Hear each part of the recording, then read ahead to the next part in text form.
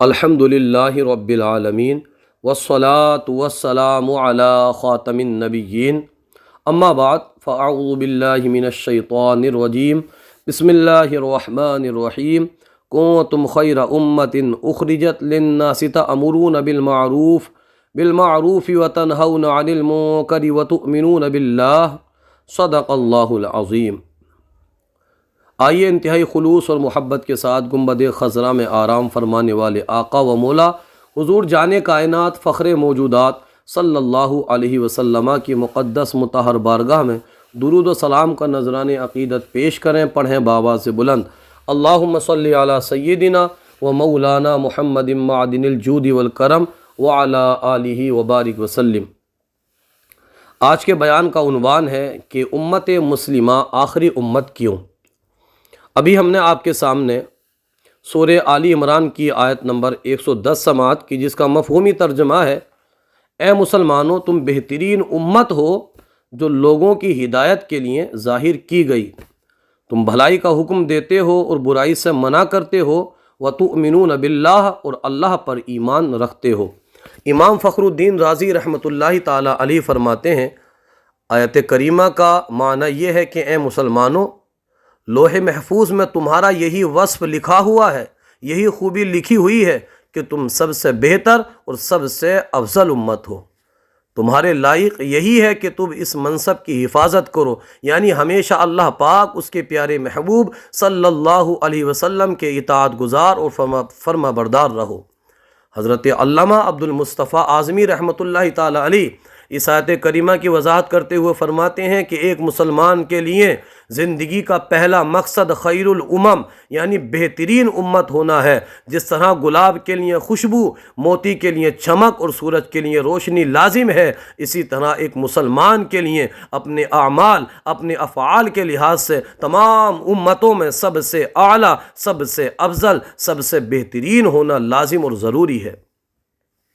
عبادت و معاملات ہوں یا اخلاق و عادات، غرض یہ کہ زندگی کے ہر شعبے میں، زندگی کے آخری لمحات تک ایک مسلمان خیر ہی خیر ہو، بس پوری زندگی قرآن و سنت کا دامن تھامے صراط مستقیم یعنی سیدھے راستے پر چلتا چلا جائے۔ حضرات محترم، یہ ہے ایک مسلمان کی اولین ذمہ داری کہ مسلمان ہمیشہ خیر الامم یعنی بہترین امت بن کر رہے۔ یقیناً جو بہتر ہوتا ہے وہ آئیڈیل بھی ہوتا ہے، اور جو آئیڈیل ہوتا ہے وہ دوسروں کی نقل نہیں کرتا، دوسرے اس کے پیچھے چلتے ہیں۔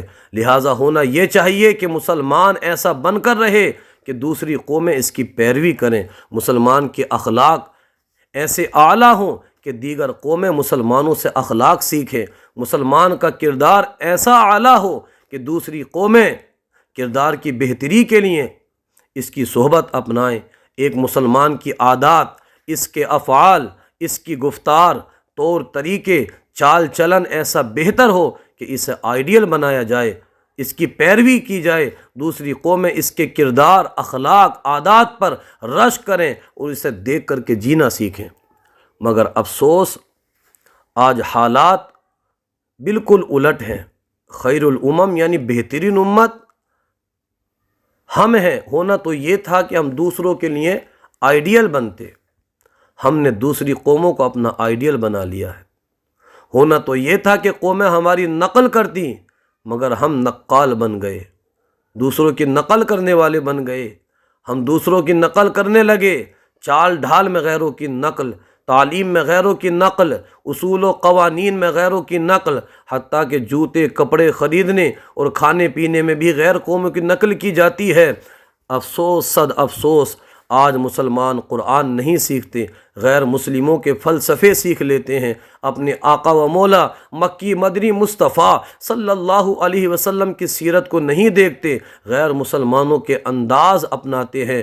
پیارے اور محترم اسلامی بھائیوں، ہماری ذمہ داری ہے کہ خیر الامم یعنی بہترین امت ہونے کا جو اعزاز ہمیں رب کائنات نے عطا فرمایا ہے، ہم اس اعجاز کی قدر کریں، ہم واقعی خیر الامم یعنی بہترین امت بن کر رہیں، ہم اوروں کی نقالی نہ کریں بلکہ قرآن و سنت کی تعلیم حاصل کریں، اس پر عمل کریں، اپنے آقا و مولا مکی مدنی مصطفیٰ صلی اللہ علیہ وسلم کی سیرت کو عملاً اپنائیں۔ کاش کہ ہم سنتوں کی چلتی پھرتی تصویر بن جائیں۔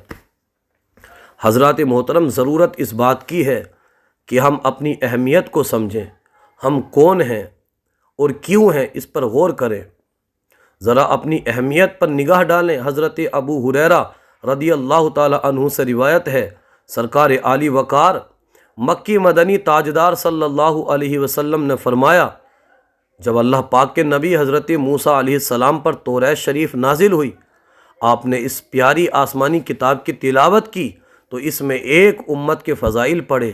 یہ فضائل پڑھ کر آپ نے بارگاہ الہی میں عرض کیا، یا اللہ پاک، توریت میں نے ایک امت کا ذکر پڑھا ہے، وہ دنیا میں آنے کے لحاظ سے آخری مگر نیک اعمال میں سب سے آگے ہوں گے، یا اللہ پاک اسے میری امت بنا دے۔ اللہ پاک نے فرمایا، تلک امت احمد صلی اللہ علیہ وسلم، اے موسیٰ علیہ السلام، یہ تو میرے محبوب نبی حضرت احمد مجتبیٰ صلی اللہ علیہ وسلم کی امت ہے۔ حضرت موسیٰ علیہ السلام نے پھر عرض کیا، اے اللہ پاک، میں نے توریت میں ایسی امت کا تذکرہ پڑھا ہے جس کی شفاعت کی جائے گی، مولا اسے میری امت بنا دے۔ اللہ پاک نے فرمایا، تلک امت احمد صلی اللہ علیہ وسلم، اے موسیٰ، یہ تو میرے محبوب نبی حضرت احمد مجتبیٰ صلی اللہ علیہ وسلم کی امت ہے۔ حضرت موسیٰ علیہ السلام نے عرض کیا، اے رب کریم، میں توریت شریف میں ایسی امت کا ذکر پڑھتا ہوں، توریت شریف میں ایسی امت کے بارے میں پڑھا ہے کہ جس کی دعائیں قبول کی جائیں گی، اے اللہ پاک اسے میری امت بنا دے۔ رب کائنات نے فرمایا، تلک امت احمد صلی اللہ علیہ وسلم، اے موسیٰ، یہ تو میرے محبوب نبی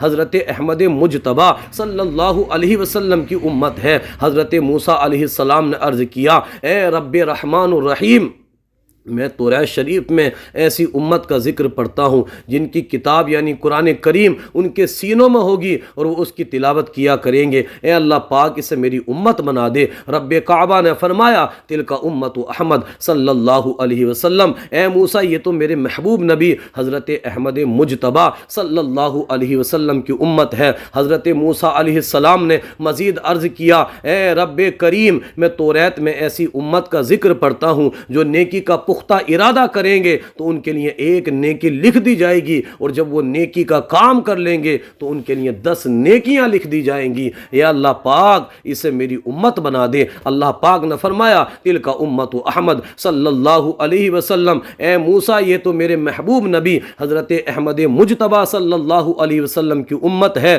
جب حضرت موسیٰ علیہ السلام نے اس امت کے اتنے سارے فضائل پڑھ لیے، سن لیے اور یہ جان لیا کہ احمد مجتبیٰ محمد مصطفیٰ صلی اللہ علیہ وسلم کی امت ہے، تو آپ علیہ السلام نے اللہ کریم کی بارگاہ میں عرض کیا، یا ربی فجعلنی من امتی احمد صلی اللہ علیہ وسلم، اے اللہ پاک، جب احمد مجتبیٰ صلی اللہ علیہ وسلم کی امت کی اتنی فضیلت ہے تو مجھے بھی احمد مجتبیٰ محمد مصطفیٰ صلی اللہ علیہ وسلم کا امتی بنا دے۔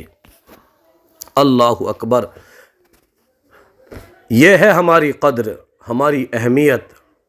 ذرا ہم اپنے کردار پر، اپنے اخلاق پر، اپنی عادات پر غور کریں کہ ہم ان فضائل، ان اہمیتوں کی اہلیت رکھتے ہیں۔ آہ افسوس۔ حضرات محترم، کبھی آپ نے غور کیا کہ اس امت کو آخری امت کیوں بنایا گیا؟ کم و بیش 1,24,000 انبیاء کرام علیہم السلام تشریف لائے، سب کی امتیں تھیں۔ ہمیں اللہ پاک نے امت مصطفیٰ میں پیدا فرمایا، اس امت کو آخری امت بنایا۔ ہمارے آقا و مولا مکی مدنی مصطفیٰ صلی اللہ علیہ وسلم سب سے آخری نبی ہیں۔ آپ صلی اللہ علیہ وسلم کے بعد اب قیامت تک کوئی نیا نبی نہیں آئے گا، اور ہمارے بعد کوئی امت نہیں، ہم آخری امت ہیں۔ اب اس کے بعد قیامت ہی آئے گی۔ آخر اس میں حکمت کیا ہے؟ اس امت کو آخری امت کیوں بنایا گیا؟ آئیے چند حکمتیں سنتے ہیں، اس سے ہمیں اپنی اہمیت کا پتہ چلے گا، اپنی قدر و قیمت معلوم ہوگی، اپنے منصب اور ذمہ داریوں کو پتہ چلے گا۔ پہلی حکمت یہ ہے کہ امت مسلمہ کو گواہ بنایا گیا۔ اللہ پاک قرآن کریم میں فرماتا ہے، سورہ بقرہ کی آیت نمبر 143 کے اندر 143 کے اندر اللہ کریم ارشاد فرماتا ہے وَكَذَلِكَ جَعَلْنَاكُمْ أُمَّةً وَسَطًا لِتَكُونُوا شُهَدَاءَ، جس کا مفہومی ترجمہ ہے اور اسی طرح ہم نے تمہیں بہترین امت بنایا تاکہ تم لوگوں پر گواہ بنو۔ یہ امت مسلمہ کے آخری امت ہونے کی ایک حکمت ہے۔ اگر امت کو پہلے بنا دیا جاتا تو ظاہر ہے یہ امت اپنے بعد میں آنے والوں کی گواہی نہیں دے سکتی تھی، لہٰذا اس امت کو آخری امت بنایا گیا تاکہ یہ امت پچھلی امتوں پر گواہ ہو سکے۔ بخاری شریف میں حدیث پاک ہے، اللہ پاک کے آخری نبی رسول ہاشمی صلی اللہ علیہ وسلم نے فرمایا روز قیامت کے دن حضرت نوح علیہ السلام کو بلایا جائے گا، وہ کہیں گے لبیک یا ربی، اے اللہ پاک میں حاضر ہوں۔ ان سے پوچھا جائے گا کیا آپ نے ہمارے احکام اپنی امت تک پہنچا دیے؟ وہ عرض کریں گے جی ہاں مولا، میں نے احکام پہنچا دیے۔ پھر آپ کی امت سے پوچھا جائے گا کہ تم تک ہمارے احکام پہنچائے گئے؟ وہ بدبخت جن کو حضرت نوح علیہ السلام نے 950 سال تک آپ تبلیغ ان کو فرماتے رہے، یہ بروز قیامت صاف صاف انکار کر دیں گے اور کہیں گے ما اتانا من نذیرن، ہمارے پاس کوئی ڈرانے والا نہیں آیا، احکام الہی پہنچانے والا نہ آیا۔ اب حضرت نوح علیہ السلام سے فرمایا جائے گا اے نوح آپ کے پاس کوئی گواہ ہے؟ حضرت نوح علیہ السلام عرض کریں گے ہاں رب کریم، محمد مصطفیٰ صلی اللہ علیہ وسلم اور ان کی امت میری گواہ ہے۔ پس یہ امت گواہی دے گی کہ اے اللہ کریم حضرت نوح علیہ السلام سچ کہتے ہیں، انہوں نے تیرا پیغام پہنچایا تھا۔ ایک روایت میں ہے اس کے سرکار علی وقار مکی مدنی تاجدار صلی اللہ علیہ وسلم نے فرمایا قیامت کے دن جس نبی علیہ السلام کی امت انہیں جھٹلائے گی، یعنی کہے گی کہ مولا انہوں نے تیرا پیغام نہیں پہنچایا تھا، ہم ان کے حق میں گواہی دیں گے۔ اور امت مسلمہ دنیا میں بھی گواہ ہے۔ حضرت انس بن مالک رضی اللہ تعالیٰ عنہ سے روایت ہے کہ ایک مرتبہ ایک جنازہ گزرا، صحابہ اکرام علیہم الرضوان نے مرنے والے کی تعریف کی، اس پر پیارے آقا مدینے والے مصطفیٰ صلی اللہ علیہ وسلم نے فرمایا وجبت، اس کے لیے واجب ہو گئی۔ پھر ایک دوسرا جنازہ گزرا، اس کے متعلق صحابہ اکرام علیہم الرضوان کے تاثرات اچھے نہیں تھے، اس پر آپ صلی اللہ علیہ وسلم نے فرمایا وجبت، اس کے لیے بھی واجب ہو گئی۔ پھر فرمایا جس میت کے حق میں تم بھلائی کی گواہی دو گے اس کے لیے جنت واجب، اور جن کے حق میں تم برائی کی گواہی دو گے اس کے لیے جہنم واجب۔ اور تم شہداء اللہ فی الارض، تم زمین میں اللہ پاک کے گواہ ہو۔ اللہ اکبر، ہماری قدر، ہماری اہمیت، یہ امت قیامت کے دن انبیاء اکرام علیہم السلام کے حق میں گواہی دے گی۔ دنیا میں یہ امت جس کے حق میں اچھائی کی گواہی دے اس کے لیے جنت واجب کر دی جاتی ہے۔ یہ کتنی اہمیت کی بات ہے۔ اب ہم ذرا غور کریں، کیا ہم اس لائق ہیں؟ یہ منصب جو امت مسلمہ کو دیا گیا ہے، کیا ہم اپنے آپ کو اس منصب کے لائق بنا رہے ہیں؟ افسوس، پچھلی امتوں میں کیا کیا برائیاں تھیں، وہ کیا کیا برائیاں کیا کرتے تھے۔ حضرت نوح علیہ السلام کی قوم آپ کی گستاخی کیا کرتی تھی، کیا آج ہمارے یہاں گستاخیاں نہیں کی جا رہی ہیں؟ حضرت نوح علیہ السلام انہیں سمجھاتے تھے، وہ بات ماننے کو تیار نہیں ہوتے تھے۔ کیا ہم اپنے نبی صلی اللہ علیہ وسلم کے فرامین پر عمل کرنے والے ہیں؟ حضرت ہود علیہ السلام کی قوم سرکش تھی، کہ آج ہمارے ہاں پوری دلیری کے ساتھ گناہ نہیں کیے جاتے؟ حضرت صالح علیہ السلام کی قوم اپنی طاقت پر، اپنی مہارتوں پر، اپنی بڑی بڑی عمارتوں پر فخر کیا کرتی تھی، غرور اور تکبر کی آفت میں مبتلا تھی، کہ آج ہمارے ہاں سائنس اور ٹیکنالوجی کو بنیاد بنا کر دینی باتوں کو پس پشت نہیں ڈالا جاتا؟ کیا لوگ یہ نہیں کہتے کہ دنیا چاند پر پہنچ گئی اور تم ابھی نماز روزے کی ہی بات کر رہے ہو؟ حضرت لوط علیہ السلام کی قوم میں فحاشی، بے حیائی، بدکاری عام تھی، کیا یہ چیزیں آج ہمارے اندر نہیں پائی جاتی؟ حضرت شعیب علیہ السلام کی قوم ناپ تول میں کمی کیا کرتی تھی، کہ آج ہمارے ہاں ناپ تول میں کمی نہیں کی جاتی، خرید و فروخت میں دھوکہ نہیں دیا جاتا؟ حضرت شعیب علیہ السلام کی قوم چوراہوں پر بیٹھ کر لوگوں کو گمراہ یعنی مس گائیڈ کیا کرتی تھی، کہ آج ہمارے ہاں ایسا نہیں ہو رہا ہے؟ حضرت شعیب علیہ السلام کی قوم نے تو باقاعدہ طور پر یہ کہا تھا قالوا یا شعیب اصلاتک تأمرک ان نترک ما یعبد آباؤنا او ان نفعل فی اموالنا ما نشاء، قوم نے کہا اے شعیب کیا تمہاری نمازیں تمہیں یہ حکم دیتی ہیں کہ اپنے باپ داداؤں کے خداؤں کو چھوڑ دیں، اپنے مال میں اپنی مرضی کے مطابق عمل نہ کریں؟ ذرا انصاف سے بتائیے، آج جب سودی لین دین سے، خرید و فروخت میں دھوکہ دہی سے منع کیا جائے تو بالکل یہی بات آج لبرلزم کے نام پر کہی جاتی ہے۔ لوگ کہتے نہیں کہ مولوی صاحب کو تجارت کا علم نہیں، انہیں چاہیے کہ اپنے نماز روزے تک رہیں۔ یہ سب کچھ ہمارے ہاں معاشرے میں بھی پایا جا رہا ہے۔ پھر بتائیے جب ہم بھی وہی کچھ کر رہے ہیں جو پچھلی امتیں کیا کرتی تھیں، پھر یہ منصب جو امت مسلمہ کو دیا گیا ہے، پچھلی امتوں کی گواہی دینا، ہم اس منصب پر پورے کیسے اتر پائیں گے؟ یاد رکھیے کہ فاسق یعنی اعلان یا گناہ کرنے والے کی گواہی قبول نہیں کی جاتی۔ نماز چھوڑنا فسق ہے، روزے نہ رکھنا فسق ہے، ناپ تول میں ڈنڈی مارنا، والدین کو ستانا، دوسروں کو تکلیف پہنچانا، جھوٹ بولنا، سودی لین دین کرنا وغیرہ وغیرہ، یہ سب فسق ہیں، گناہ کے کام ہیں۔ اور مفسرین اکرام نے یہ لکھا ہے کہ قیامت کے دن امت مسلمہ جو گواہی دے گی، اس سے مراد صرف اس امت کے متقی اور پرہیزگار لوگ ہیں، جو نمازیں بھی پڑھتے ہیں، روزے بھی رکھتے ہیں، گناہوں سے بھی بچتے ہیں، تقوی بھی اختیار کرتے ہیں۔ صرف وہی لوگ یہ گواہی دیں گے، اور یہ گواہی دینے کے وہی اہل ہیں، اور جو گناہ گار ہیں، فاسق و فاجر ہیں، انہوں نے خود کو گناہ کر کے اپنے آپ کو اس منصب کے لیے نااہل کر لیا ہے۔ حضرات محترم، غور کرنے کی بات ہے، کتنا عظیم منصب ہے، اور ہم صرف دنیا کی محبت کے سبب، مال کے پیچھے، نفسانی خواہشات کی وجہ سے ہم اپنے آپ کو اس منصب کے لیے نااہل قرار دے لیں۔ یہ کتنے نقصان کی بات ہے۔ اس لیے ہمیں چاہیے کہ اپنے کردار کو درست کرے، اپنے انداز، اپنے اخلاق، اپنے اعمال، اپنے طور طریقوں کو درست کرے، تاکہ یہ عظیم منصب جو اس امت کو عطا کیا گیا ہے، ہم اس منصب کے لائق بن سکیں۔ اس امت کو آخری امت بنایا، اس کی دوسری حکمت یہ ہے کہ عبرت لینے والی امت۔ جی ہاں حضرات محترم، اس امت کو عبرت لینے والی امت بنایا گیا ہے۔ اللہ پاک ایک مقام پر ارشاد فرماتا ہے وَلَقَدْ أَهْلَكْنَا الْقُرُونَ مِن قَبْلِكُمْ لَمَّا ظَلَمُوا وَجَاءَتْهُمْ رُسُلُهُم بِالْبَيِّنَاتِ وَمَا كَانُوا لِيُؤْمِنُوا كَذَلِكَ نَجْزِي الْقَوْمَ الْمُجْرِمِينَ ثُمَّ جَعَلْنَاكُمْ خَلَائِفَ فِي الْأَرْضِ مِن بَعْدِهِمْ لِنَنظُرَ كَيْفَ تَعْمَلُونَ۔ ترجمہ، اور بے شک ہم نے تم سے پہلی قوموں کو ہلاک کر دیا جب انہوں نے ظلم کیا، اور ان کے پاس ہمارے رسول روشن دلائل لے کر تشریف لائے، اور وہ ایسے تھے ہی نہیں کہ ایمان لاتے۔ ہم یوں ہی مجرموں کو بدلہ دیتے ہیں، پھر ہم نے ان کے بعد تمہیں زمین میں جانشین بنایا تاکہ ہم دیکھیں کہ تم کیسے کام کرتے ہو۔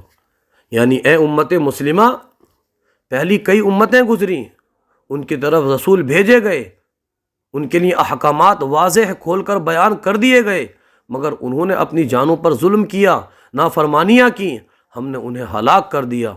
پھر تمہیں زمین میں خلیفہ بنایا تاکہ دیکھیں کہ تم ان امتوں جیسے ہی عمل کرتے ہو یا اللہ پاک کی فرما برداری کرتے ہو۔ اللہ اکبر، یہ ہے اس امت کو آخری امت بنانے کی حکمت۔ علماء فرماتے ہیں کہ پچھلی امتوں میں لوگ کیسے کیسے گناہ کیا کرتے تھے، کس طرح دنیا کو آخرت پر ترجیح دیتے تھے، کیسی کیسی سرکشیاں کیا کرتے تھے، کیسے اللہ پاک نے انہیں مہلت دی، انہیں لمبی لمبی زندگیاں دیں، پھر جب وہ اپنی نافرمانیوں پر پکے ہو گئے تو اللہ پاک نے کیسے ان پر عذاب نازل فرمائے، کسی کو آندھی کے ذریعے ہلاک کر دیا، کسی قوم پر پتھر برسائے گئے، کسی قوم پر شدید زلزلے کا عذاب آ گیا۔ ان کی طاقت، ان کی قوت، ان کے اونچے اونچے مکانات، ان کا علم، ان کی مہارتیں، کچھ بھی انہیں اللہ پاک کے عذاب سے بچا نہ سکا۔ یہ سب کچھ ہونے کے بعد آخر میں اللہ پاک نے اس امت مسلمہ کو بھیجا۔ قرآن کریم میں پچھلی امتوں کے حالات کھول کر بیان کر دیے تاکہ یہ امت عبرت حاصل کرے۔ جو پہلے کہ نافرمانوں نے کیا وہ کام یہ امت نہ کرے، ان کے راستے پر نہ چلے، بلکہ نیک لوگوں نے جو کام کیے، ان پر جو جو انعام ہوئے، یہ امت ان میں غور کر کے نیکی کا راستہ اپنائے۔ اللہ پاک ارشاد فرماتا ہے اولم یسیروا فی الارض فینظروا کیف کان عاقبۃ الذین من قبلہم کانوا هم اشد منهم قوة واثارا فی الارض فاخذهم اللہ بذنوبہم وما کان لهم من اللہ من واق۔ ترجمہ، تو کیا انہوں نے زمین میں سفر نہ کیا تو دیکھتے کہ ان سے پہلے لوگوں کا کیسا انجام ہوا۔ وہ پہلے لوگ قوت و زمین میں چھوڑی ہوئی نشانیوں کے اعتبار سے ان سے بڑھ کر تھے، تو اللہ نے انہیں ان کے گناہوں کے سبب پکڑ لیا اور ان کے لیے اللہ سے کوئی بچانے والا نہ تھا۔ یہ ہے امت مسلمہ کے آخری امت ہونے کی حکمت، ہمیں عبرت لینے کے لیے آخری امت بنایا گیا ہے۔ اب ذرا غور کیجئے، کیا ہم عبرت لیتے ہیں؟ افسوس، ہم پر غفلت طاری رہتی ہے، ہم نصیحت نہیں لیتے، ہم نگاہ عبرت سے محروم ہیں۔ پچھلی قوموں کے احوال ہم پر واضح ہیں، قوم عاد کیسے ہلاک ہوئی، قوم ثمود پر کیسے عذاب آیا، قوم شعیب کس طرح تباہ کر دی گئی، ہم یہ سب سنتے رہتے ہیں۔ قرآن کریم میں ان سب کا ذکر موجود ہے، علماء اکرام بیان فرماتے رہتے ہیں، مگر افسوس ہم عبرت نہیں لیتے، گناہ چھوڑ کر نیکی کے راستے کے مسافر نہیں بنتے۔ حضرات محترم، قرآن کریم میں ہمیں جگہ جگہ عبرت لینے کی ترغیب دلائی ہے۔ اللہ پاک نے سورہ نور کے اندر ارشاد فرمایا، یقلب اللہ اللیل والنہار ان فی ذلک لعبرۃ لأولی الابصار۔ اللہ رات اور دن کو تبدیل فرماتا ہے، یقلب اللیل والنہار، اللہ دن اور رات کو تبدیل فرماتا ہے۔ ان فی ذلک لعبرۃ لأولی الابصار، اور بے شک اس میں آنکھ والوں کے لیے سمجھنے کا مقام ہے۔ سورہ نازعات میں فرعون اور اس کا جو لشکر تھا، اس کے غرق ہونے کا واقعہ ذکر کرنے کے بعد اللہ کریم نے فرمایا، ان فی ذلک لعبرۃ لمن یخشی، بے شک اس میں ڈرنے والوں کے لیے ضرور عبرت ہے۔ اللہ اکبر! یہ اللہ پاک سے ڈرنے والے، اولی الابصار یعنی غور و فکر کرنے والے، نگاہ عبرت رکھنے والے، یہ اللہ پاک کی نشانیوں کو دیکھ کر عبرت پکڑ لیتے ہیں۔ دن آیا چلا گیا، سورج نکلا ڈوب گیا، رات آئی ڈھل گئی، ستارے نکلے غروب ہو گئے، یہ سب کچھ کائنات کا ذرہ ذرہ کھلی کتاب ہے، اس میں ہمارے لیے نصیحت ہے، عبرت ہے۔ کاش کہ ہم ڈرنے والے بن جائیں، عبرت لینے والے بن جائیں، غور و فکر کرنے والے بن جائیں، دنیا کو نگاہ عبرت سے دیکھنے والے بن جائیں۔ حضرت سفیان ثوری رحمۃ اللہ تعالیٰ علیہ فرماتے ہیں، جو دنیا کو عبرت کی نگاہ سے دیکھتا اور غور و فکر کرتا ہے، وہ زیادہ نیکیاں کرنے میں کامیاب ہو جاتا ہے۔ اور حضرت مالک بن دینار رحمۃ اللہ تعالیٰ علیہ فرماتے ہیں، جو اس دنیا کو عبرت کی نگاہ سے نہیں دیکھتا، آخرت کی فکر نہیں کرتا، اس کی نیکیاں کم اور دل پردے میں ہے۔ اللہ اکبر! حضرت حاتم اصم رحمۃ اللہ تعالیٰ علیہ سے سوال ہوا کہ آدمی عبرت لینے والا کیسے بنتا ہے؟ فرمایا، جب وہ دنیا کی ہر چیز کے انجام پر نگاہ کرے اور غور کرے کہ ان قریب یہ چیز فنا کے گھاٹ اتار دی جائے گی، اس چیز کا مالک بھی بہت جلد قبر میں دفنا دیا جائے گا۔ حضرت حاتم اصم رحمۃ اللہ تعالیٰ علیہ کا فرمان ہے کہ جس کے گھر سے جنازہ نکلے اور وہ اس سے عبرت نہ لے، ایسے شخص کو علم، حکمت اور نصیحت کا کوئی فائدہ نہیں ہوتا۔ حضرات محترم، غور فرمائیے، یہ ہمارے بزرگان دین، اللہ پاک کے نیک بندے کس انداز میں عبرت لیا کرتے تھے۔ ایک ہم ہیں، ویران گھر، چولہے میں جلتی آگ، سورج کی دھوپ، سردی گرمی وغیرہ سے عبرت لینا تو دور کی بات ہے، ہماری آنکھوں کے سامنے جنازے اٹھتے ہیں، ہم عبرت نہیں لیتے، خود اپنے ہاتھوں سے مردے قبر میں اتارتے ہیں، تب بھی عبرت نہیں لیتے۔ فلاں بن فلاں اچھا بھلا تھا، اچانک ہارٹ اٹیک ہوا اور موت کے گھاٹ اتر گیا، فلاں نوجوان روڈ ایکسیڈنٹ میں انتقال کر گیا، ایسی 20 خبریں ہم سنتے رہتے ہیں، پھر بھی ہم اپنی موت کو یاد نہیں کرتے، عبرت نہیں لیتے۔ کاش کہ ہم عبرت لینے اور قبر و آخرت کو یاد کرنے والے بن جائیں۔ امت مسلمہ کو آخری امت کیوں بنایا گیا؟ اس کی تیسری حکمت ہے نیک لوگوں کے راستے پر چلنا۔ امت مسلمہ کو آخری امت کیوں بنایا گیا؟ اس کی ایک حکمت یہ بھی ہے، اس کو سنیے، اللہ پاک فرماتا ہے سورہ نساء کے اندر، یرید اللہ لیبین لکم ویہدیکم سنن الذین من قبلکم ویتوب علیکم واللہ علیم حکیم۔ اللہ چاہتا ہے کہ اپنے احکام تمہارے لیے بیان کر دے اور تم سے پہلے لوگوں کے طریقے بتا دے اور تم پر اپنی رحمت سے رجوع فرمائے، اور اللہ علم والا ہے، حکمت والا ہے۔ علماء کرام فرماتے ہیں، اللہ پاک نے ارادہ فرمایا کہ اس امت کو آخری امت بنا کر ان کے لیے قرآن کریم نازل فرمائے، اور اس ذریعے سے پہلے کے نیک لوگوں کے طور طریقے، ان کے انداز، ان کی عادات، کردار ہم پر واضح فرما دے، تاکہ ہم نیک لوگوں کے راستے پر چلے۔ اس طرح ہم توبہ کریں اور اللہ پاک ہماری توبہ قبول فرمائے۔ حضرات محترم، امت مسلمہ کو آخری امت کیوں بنایا گیا؟ اس کی اور بھی بہت ساری حکمتیں ہیں، ان میں سے چند ایک ہم نے سننے کی سعادت حاصل کی۔ ایک کہ کاش ہم ان حکمتوں کو سمجھنے کی کوشش کریں، کاش اس ذریعے سے ہم اپنی اہمیت کو پہچان کر اس کے مطابق عمل کرنے والے بن جائیں۔ اللہ پاک ہمیں آپ کو کہنے سننے سے زیادہ عمل کرنے کی توفیق عطا فرمائے۔